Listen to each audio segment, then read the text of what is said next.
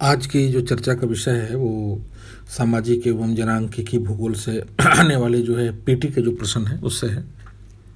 जो पहला प्रश्न है कि जब गांव के मकान अधिक दूर जाने पर मकानों की संख्या कम होती है तो इस प्रकार के ग्रामीण अधिवास प्रतिरूप निम्नलिखित में से कौन है?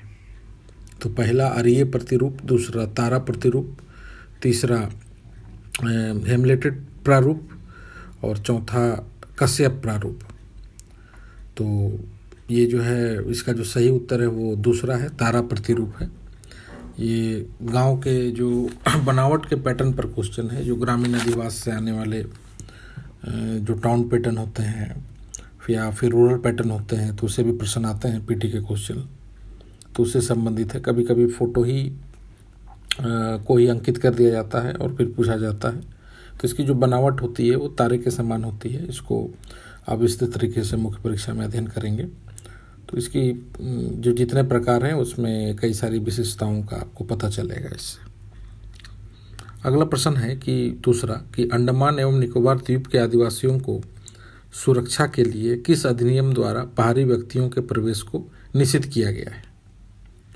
तो इसका पहला ऑप्शन है 1955 का अधिनियम, दूसरा 1956 अधिनियम, तीसरा 1976 अधिनियम और चौथा 1986 अधिनियम। तो इसका जो ऑप्शन दूसरा है 1956 अधिनियम।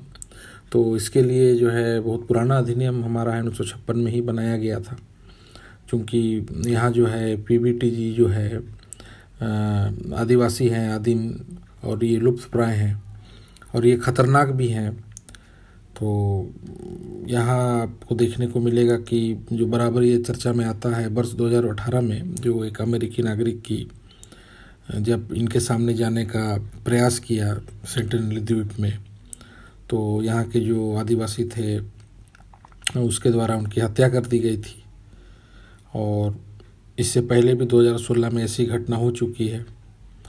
और यहाँ पर जो है जो 2011 में जब जनगणना हुई थी तो बहुत ही कम संख्या में सेंटिनली जो है आदिवासी जनजाति जो है पीबीटीजी जो 15 की संख्या में है वो उनका संख्या का पता चला।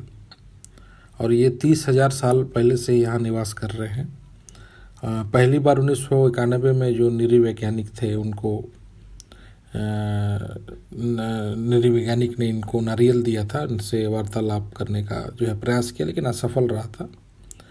तो इसके लिए जो है आप ऐसे भी घूमने अगर जाइए अंडमान निकोबार में तो वहाँ कुछ कुछ ऐसे स्थान है वहाँ आपको रुकने नहीं दिया जाता है, वो गाड़ी चलते ही रहते हैं।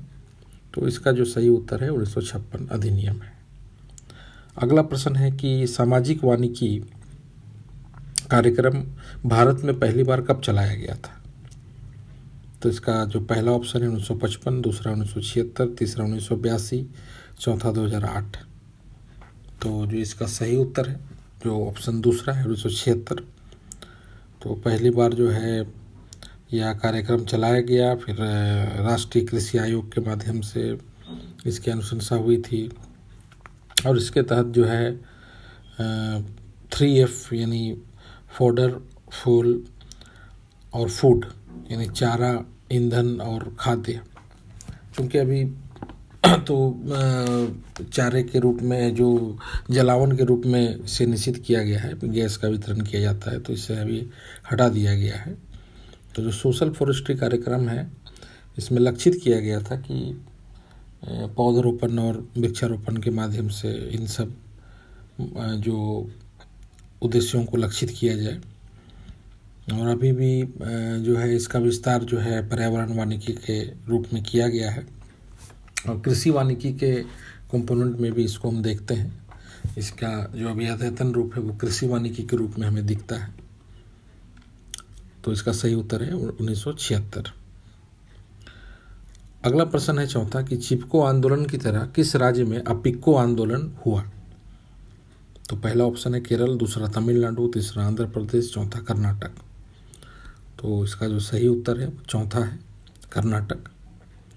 तो कर्नाटक में जो है या चिपको आंदोलन की तरह वृक्ष को बचाने के लिए आंदोलन हुआ था, अपिको आंदोलन। तो हेगड़े इसके नेता भी थे।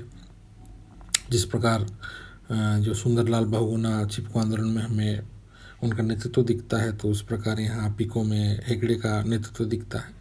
तो इसका संबंध कर्नाटक से है। अगला प्रश्न है कि सारस्वत ब्राह्मण समुदाय भारत के किस राज्य से संबंधित है?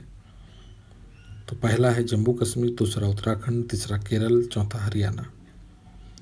तो जो इसका सही उत्तर है वो पहला जम्मू कश्मीर है, क्योंकि नाम से ही यह चर्चित है कि सरस्वती नदी के जो किनारे हैं, जैसे उनमें इनका पहले जो है वास था। फिर ये गंगा क्षेत्र में अगर इनका इतिहास देखा जाए, फिर वे कश्मीर में बसे और कश्मीरी पंडित के रूप में भी जाने गए। और 1989 से 90 में जो है इन पर बहुत अत्याचार हुआ था, तो यहाँ से इनको भगाया गया और जम्मू के आसपास में कुछ लोग बसे, कुछ लोग दिल्ली आ गए। और इस प्रकार जो है हम देखेंगे कि भारत में जो जातीय समीकरण है, जैसे आप देखिएगा कि नंबूदरी ब्राह्मण है, चितपावन ब्राह्मण है, करहदा ब्राह्मण है, नियोगी ब्राह्मण है, तो उसी प्रकार जो सारस्वत ब्राह्मण है उसका संबंध क्षेत्र विशेष जम्मू कश्मीर से है। अगला प्रश्न है कि किन दो क्षेत्रों में खास समुदाय द्वारा बहुपति विवाह का प्रचलन है, यानी पॉलिंड्री का प्रचलन है? तो पहला ऑप्शन है नीलगिरी एवं किन्नौर क्षेत्र, दूसरा सिंहभूम एवं बस्तर क्षेत्र, तीसरा खासी एवं जयंतिया क्षेत्र और चौथा अंडमान एवं निकोबार क्षेत्र। तो इसका जो पहला ऑप्शन है नीलगिरी एवं किन्नौर क्षेत्र वो सही है। तो जिस प्रकार हमें महाभारत में कहानी मिलता है कि जो पांडव थे, द्रौपदी के 5 पति थे, तो इस प्रकार बहुपति जो है बहुत रेयर है और ये नीलगिरी और किन्नौर क्षेत्र में कुछ खास समुदायों के बीच दिखता है, कभी कभी चर्चा में न्यूज़ में आता है। और पॉलिंड्री जो है ऐसा भी नहीं कि पूरी तरह ख़त्म हो गया है, तो इस प्रकार ये हम कहीं कहीं संस्कृति के इकाइयों में यह परिलक्षित होता है। अगला प्रश्न है कि जनित शिकार क्या है? तो इसका पहला ऑप्शन है पुरुषों द्वारा महिला के वेश में किया गया शिकार, दूसरा महिलाओं द्वारा पुरुषों के वेश में किया गया शिकार, तीसरा गांव के सभी लोगों द्वारा किया गया शिकार और चौथा केवल कुंवारी महिलाओं द्वारा किया गया शिकार। तो इसका जो सही उत्तर है वो दूसरा है, महिलाओं द्वारा पुरुषों के वेश में किया गया शिकार। तो एक प्रकार से यह पर्ज है, जो इसका आरंभिक इतिहास है वो जनजातीय आदिवासी समुदाय से संबंधित है, जिसमें महिलाएं जो हैं वो अपने को युद्धक बनाते हुए पुरुषों के वेश में धारण करते हुए हर 12 साल में, ये जनित शिकार की खासियत ये है कि हर 12 साल में एक बार ऐसा शिकार किया जाता है जिसमें कि महिलाएं पुरुषों का वेश धारण कर अपने परंपरागत हथियार को लेकर जंगल में शिकार करती हैं। तो उसे यहाँ सेंद्रा भी कहा जाता है और यह एक प्रकार से सांस्कृतिक विलक्षणता है, जो कि दूसरे समुदाय से बड़ा पृथक एक प्रकार से संस्कृति हमें देखने को मिलती। तो इसका दूसरा ऑप्शन सही है। अगला प्रश्न है कि भारत में किस स्थान पर सबसे पहले पारसी समुदाय आकर बसे थे? तो इसका पहला ऑप्शन है भरूच जिला, दूसरा नौसारी जिला, तीसरा जामनगर जिला और चौथा जूनागढ़ जिला। तो इसका जो दूसरा ऑप्शन है नौसारी जिला वो सही है, क्योंकि जो अगर पारसी का अगर आप इतिहास देखें तो ईरानी समुदाय थे वो, और गुजरात के जो तटीय क्षेत्र जो नौसारी जिला है वहाँ पर वो बसे। जब जैसे इस्लाम का उदय हुआ तो इस्लाम से जो है जो परंपरागत रूढ़िवादी जो ईरानी धार्मिक समुदाय था उनसे इनकी टकराहट हुई। 7वीं सेंचुरी एडी में जो है देखने को मिलता है कि बहुत बड़ी संख्या में ईरानी जो है पारसी के रूप में भारत आए, क्योंकि वहाँ उनका दमन भी हुआ था मुस्लिम आक्रांताओं द्वारा। और अभी वर्तमान में अधिकतर पारसी जो है मुंबई में आपको देखने को मिलेंगे, लेकिन पहली बार जब सबसे पहली बार जो पारसी समुदाय वो नवसारी जिला में बसे थे। अब जैसे भारत में रतन टाटा हैं जो कि काफ़ी चर्चित हैं, फिल्म क्षेत्र में बोमन ईरानी हैं, तो बहुत से पारसी समुदाय के लोग भारत में अच्छे व्यक्तित्व को प्राप्त किए हुए हैं और इसके संरक्षण के लिए भी भारत सरकार इनको अल्पसंख्यक का दर्जा दी है। सरकारी रूप से उनके लिए उपाय भी किए जाते हैं, उनको बचाने का प्रयास भी किया जाता है, चाहे उनकी संस्कृति हो या उनका समाज हो। तो इस प्रकार जो इसका दूसरा ऑप्शन है नवसारी जिला, वो सही है। अगला प्रश्न है कि निम्नलिखित में से कौन सा ऐतिहासिक स्थल कर्क रेखा पर स्थित है। तो पहला है नचना कुठार मंदिर, दूसरा औरंगाबाद का किला, तीसरा महाकाल मंदिर और चौथा बोध गया का मंदिर। तो इसका जो सही उत्तर है वो तीसरा ऑप्शन है, महाकाल मंदिर। क्योंकि नाम से यह स्पष्ट है कि उज्जैन का जो महाकाल मंदिर है वो काल का विभाजन करता है, यानी कर्क रेखा पर अवस्थित है। और उज्जैन के राजा प्रद्योत ने इसका निर्माण कराया था। और उज्जैन के महाकाल मंदिर को महामृत्युंजय जाप के लिए काफ़ी जाना जाता है, मृत्यु पर विजय प्राप्त करने के लिए। तो इस प्रकार जो कर्क रेखा पर स्थित जो मंदिर है वो तो तीसरा ऑप्शन महाकाल मंदिर है। अगला प्रश्न है कि भारत में हिंदी एवं बंगाली के बाद तीसरी सबसे ज़्यादा बोले जाने वाली भाषा कौन सी है। तो पहला ऑप्शन है तमिल, दूसरा तेलुगु, तीसरा मराठी, चौथा उर्दू। तो इसका जो सही उत्तर है वो तीसरा मराठी है। क्योंकि जो हिंदी एवं बंगाली के बाद तीसरी सबसे ज़्यादा बोले जाने वाली भाषा जो है वो मराठी है। हिंदी जो है वो वर्ष 2011 के रिपोर्ट के अनुसार 43% लोग बोलते हैं, बंगाली जो है 8%, मराठी 7% और मराठी में 42 प्रकार की बोलियां पाई जाती है। और जो चौथा जो मराठी के बाद है वो तेलुगु है। तो ऐसे भारत में 20,000 बोलियां होती हैं और उनके अपने अपने व्याकरण हैं। और अंतर्राष्ट्रीय स्तर पर लिया जाए तो मंदारिन, फिर स्पेनिश, फिर इंग्लिश, फिर हिंदी का भी स्थान है वर्ष 2020 के अनुसार। अगला प्रश्न है कि माल्थस के सिद्धांत के अनुसार प्रत्येक कितने वर्षों में जनसंख्या दुगनी हो जाती है। तो पहला ऑप्शन है 15 वर्ष, दूसरा 25 वर्ष, तीसरा 30 वर्ष और चौथा 35 वर्ष। तो इसका जो सही उत्तर है वो दूसरा 25 वर्ष है। तो माल्थस के सिद्धांत के अनुसार हर 25 वर्ष में जनसंख्या दुगनी होती है। और ऐसा व्यवहार में भी हमें देखने को मिल रहा है, भारत में हो चाहे विश्व में। जिस हिसाब से जनसंख्या दुगनी होती है तो संसाधनों की गति सामान्य तरीके से नहीं होती, वो घटते जाते हैं। तो इसके लिए रिकार्डो के, सैडलर के, हर्बर्ट स्पेंसर के बहुत सारे सिद्धांत हैं, उनसे प्रश्न आते हैं। अब देखिएगा कि ज्योग्राफी में जो ओरिएंटेशन है वो आप उसको ये नहीं कह सकते हैं कि ऑप्शनल में ये पूछा जाने वाला प्रश्न है सिर्फ ज्योग्राफी विशेष के लिए या जनरल स्टडीज़ में। तो वो अब प्रतियोगिता का दायरा अब इतना विस्तृत हो गया है, इतना टफ है कि उसको उस प्रकार के प्रश्न को वो जनरल स्टडीज़ में भी डाल सकती है। तो ज्योग्राफी के सिद्धांत को, जो व्यवहारिक सिद्धांत है, जो उनको पढ़ना चाहिए। तो इसका जो दूसरा ऑप्शन है वो 25 वो सही है। अगला 12वां प्रश्न है कि निम्नलिखित में से कौन सा कथन सत्य है। तो जो ए है कि 2011 की जनगणना में पहली बार बायोमेट्रिक जानकारी एकत्रित की गई। बी, देश में जनगणना कार्य गृह मंत्रालय के अंतर्गत होता है। सी, 2011 के अनुसार भारत में 4.9 लाख ट्रांसजेंडर है। डी, उत्तर प्रदेश में पूरे भारत की कुल आबादी का 16.5% निवास करता है।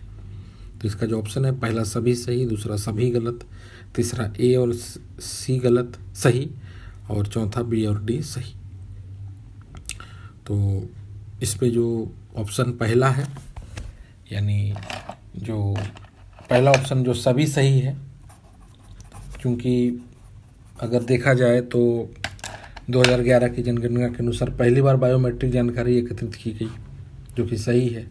और देश में जनगणना जो कार्य हो गृह मंत्रालय के अंतर्गत होता है, अनुच्छेद 246 के अंतर्गत, उसकी अनुसूची जो 7 है उसके अंतर्गत। उसके बाद जो अगला है कि 2011 के अनुसार भारत में 4.9 लाख ट्रांसजेंडर है, पहली बार इसकी गणना की गई जो ट्रांसजेंडर हैं। और फिर उत्तर प्रदेश पूरे भारत की कुल आबादी का 16.5% निवास करता है, ये भी सही है। अगला प्रश्न है कि निम्नलिखित में से कौन सा मिलान गलत है।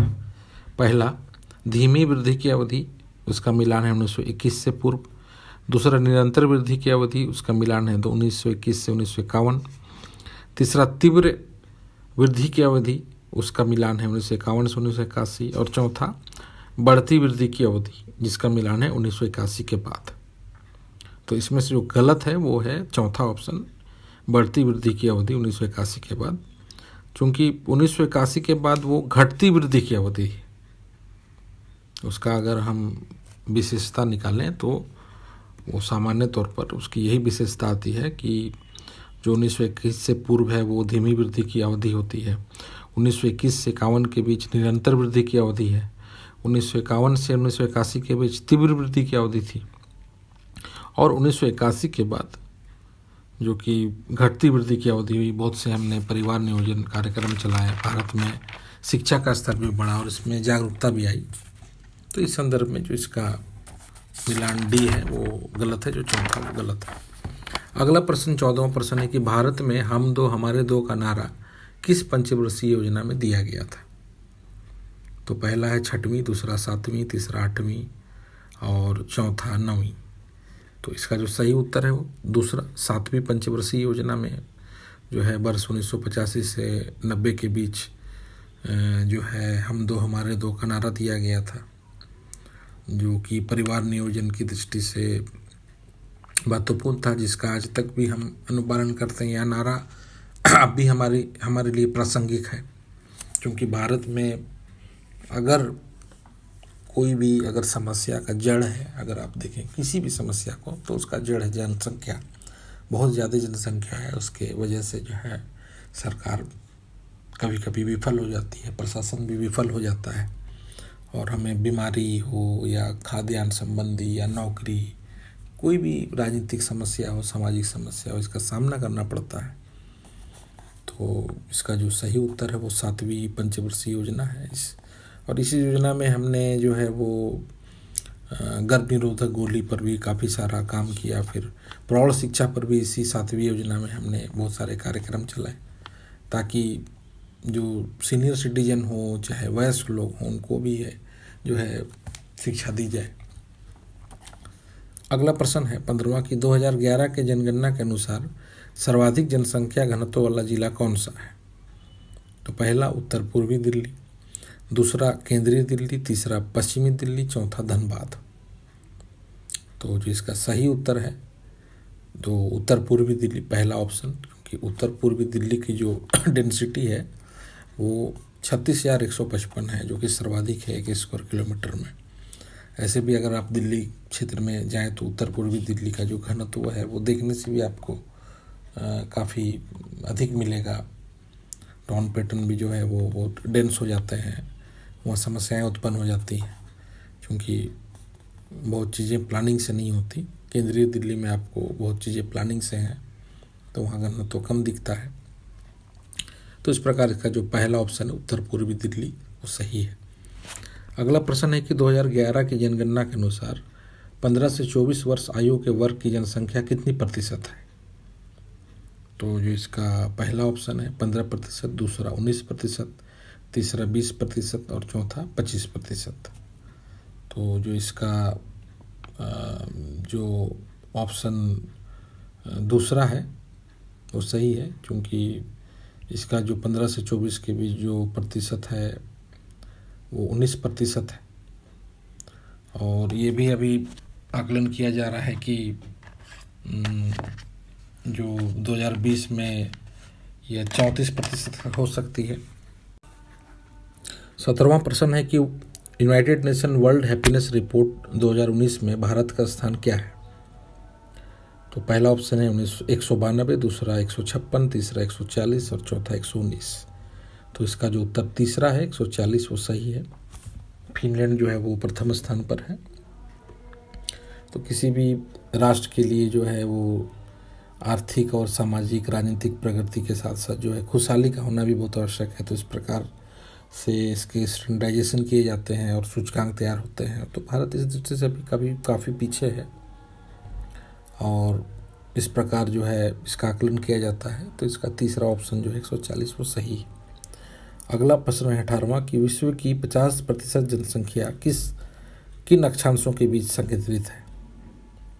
तो पहला है 5 डिग्री नॉर्थ से 20 डिग्री नॉर्थ, दूसरा 20 डिग्री नॉर्थ से 40 डिग्री नॉर्थ, तीसरा 40 डिग्री नॉर्थ से 60 डिग्री नॉर्थ और चौथा 20 डिग्री साउथ से 40 डिग्री साउथ। तो इसका जो सही उत्तर है वो दूसरा है, 20 डिग्री नॉर्थ से 40 डिग्री नॉर्थ। क्योंकि अगर आप मैप देखें वर्ल्ड मैप में तो यहाँ आपको काफ़ी एशियन कंट्रीज़ हैं और भी महाद्वीप के देश हैं, वहाँ काफ़ी सारी जनसंख्या है और इन क्षेत्रों में जो है वो डेंसिटी भी काफ़ी ज़्यादा है। तो इसका जो सही उत्तर है वो 20 डिग्री नॉर्थ से 40 डिग्री नॉर्थ तक है। तो आप देखिएगा कि ज्योग्राफी में वर्ल्ड मैप हो, इंडिया मैप हो या रिवर मैप हो या स्पेस मैप हो, तो इसको थोड़ा सा मन में बिठाए रखना चाहिए। क्योंकि आप उसको अगर मैपिंग को दिमाग में रखें तो बहुत से चीज़ों का जो है वो आंसर दे सकते हैं। और मुख्य परीक्षा में तो वो काफ़ी कारगर है, क्योंकि जो डायग्रामिक टेक्निक है, अगर मैपिंग आपके दिमाग में है तो उसको आप समझा सकते हैं डायग्राम बना के, मैप बना के या ड्राइंग बना के। तो इससे आपको नंबर भी काफ़ी आते हैं। आजकल की जो तकनीक है वो इसी पर ही है कि आप कितना बेहतर उसको कम समय में डायग्राम से उसको समझा दें। ये ज़रूरी नहीं कि आप उसको लंबा चौड़ा आंसर लिखें, उसका संप्रेषण जो है इस प्रकार भी हो कि वो तकनीकी रूप से जो कॉपी काटने वाले लोग हैं उनको समझ में आ जाए। और ये टेक्निक काफ़ी कारगर हो रही है। बहुत से बहुत से जो निबंधात्मक प्रश्न हैं उसको भी लिखने के लिए इस प्रकार के तकनीक को लाया जा रहा है, उसे तोड़ा भी जा रहा है ताकि क्वेश्चन को क्रैक करके उसे प्रोसेस कर डायग्रामिक फॉर्म में या जियोमेट्रिक फॉर्म में उसे लाया जाए। तो इस प्रकार जो है प्रयास करना चाहिए। अगला प्रश्न है 19वां कि भारत में यहूदियों के संबंध में कौन सा कथन गलत है। तो पहला है कि भारत में 1948 से पूर्व लगभग 40,000 यहूदी थे जो कि इजराइल बनने के बाद घट गए। दूसरा, भारत में मालाबारी यहूदी, बनी यहूदी, कोचिन यहूदी, गोवा यहूदी इत्यादि कई शाखाएं हैं। तीसरा, बनी इजराइल यहूदी 1947 से पूर्व कराची में बसे थे जो कि विभाजन के बाद बम्बई आकर बसे। चौथा, बगदादी यहूदी इराक से भागकर अमृतसर में बसे।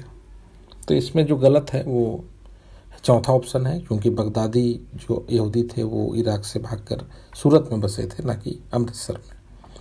और बाकी जो कथन है वो सब सही है, क्योंकि 1948 से पूर्व जो है वो इजराइल राष्ट्र नहीं था। जब वो राष्ट्र बना तो सुरक्षात्मक तौर पर जो है लोग वहाँ के नागरिक बने और भारत में उससे पहले बहुत सारे यहूदी थे, 40,000 से अधिक थे जो कि इजराइल बनने के बाद वहाँ चले गए। और इनमें जो मालाबारी यहूदी थे, चूँकि जो हमारा वेस्टर्न कोस्ट अगर आप देखिएगा तो उस क्षेत्र में जैसे मालाबार में है तो मालाबारी यहूदी हो गए, फिर बनी यहूदी हो गए, कोचिन यहूदी हो गए, गोवा यहूदी हो गए। तो वहाँ इनकी शाखाएं काफ़ी मिलती हैं। अब भी उनके सिनेगाग वगैरह जो है उनके जो है धार्मिक सामुदायिक भवन हैं वो देखने को हमें मिलते हैं। तीसरा है कि जो बनी इजराइल यहूदी है 1947 से पूर्व वो कराची में बसे थे, तो ये भी सही है। और विभाजन के बाद वो मुंबई आकर बसे। तो जब पार्टीशन हुआ तो चूँकि पाकिस्तान रूढ़िवादी धार्मिक राष्ट्र था तो उन्होंने वहाँ उसका त्याग कर वो भारत में आ गए। क्योंकि भारत का जो इतिहास रहा है शुरू से ही वो सभी के लिए भारत जो है वो दिल खोल के बैठा रहता है और सभी को जो है एक वसुंधरा कुटुंबकम की अवधारणा पर जो है काम करता है। वो समस्त विश्व के लोगों को एक ही परिवार में समझता है। और आप देखिएगा कि पारसी हो, यहूदी हो या किसी भी समुदाय, यहाँ तक कि इंग्लिश हो, मुस्लिम हो, उनको भी जो है भारत ने उनका सांस्कृतिक समावेश किया। इवन बहुत से ग्रीक जो शासक थे वो भी भारत से काफ़ी प्रभावित थे और उनके काफ़ी सारे लोग यहाँ पर आकर बसे। और इस संदर्भ में आज भी यह प्रक्रिया जारी है। आज भी अगर आप देखें कि रोहिंग्या मुस्लिम का ही अगर मैटर हो या तमिल का मैटर हो तो उससे ऐसा नहीं कि जैसे न्यूज़ में दिखाया जाता है आम तौर पर कि उसको काफ़ी सताया जा रहा है, ऐसा नहीं। भारत उसके रिहैबिलिटेशन के लिए शरणार्थी कार्यक्रम भी चलाता है ताकि उनको सुदृढ़ कर उनके देश भी वापस भेज सके और कुछ को जो है वो समावेश करने का प्रयास भी करता है। लेकिन हाल के दिनों में ऐसे कानून कुछ ऐसे बने हैं कि जो बाहरी जो हमारी आतंकी समस्या है उसको देखते हुए थोड़ा सा भारत इस मामले में थोड़ा सा कट्टर हुआ है। लेकिन अभी जो वस्तुतः स्थिति है अगर सांस्कृतिक सामाजिक समावेशीकरण की तो वो बहुत नॉर्मल है इंडिया की, वो नीति काफ़ी सॉफ्ट है। तो इसका जो सही उत्तर है वो जो गलत ऑप्शन है कि बगदादी यहूदी वो अमृतसर में बसे, वो गलत है क्योंकि वो सूरत में बसे थे। 20वां प्रश्न है कि भारत में पीबीटीजी जनसंख्या का प्रतिशत कितना है? तो पहला 5%, दूसरा 8.6%, तीसरा 6.8% और चौथा 11। तो इसका जो दूसरा ऑप्शन है 8.6% वो सही है, क्योंकि इस प्रकार के अगर आप प्रश्न आप देखें कि आपको वो आदिम नहीं लिख के पीबीटीजी भी लिख देगा, क्योंकि ये इससे दो चीज़ वो जांचना चाहता है कि आप पीबीटीजी को समझते हैं या नहीं, या उसके आंकड़ा को समझते हैं कि नहीं।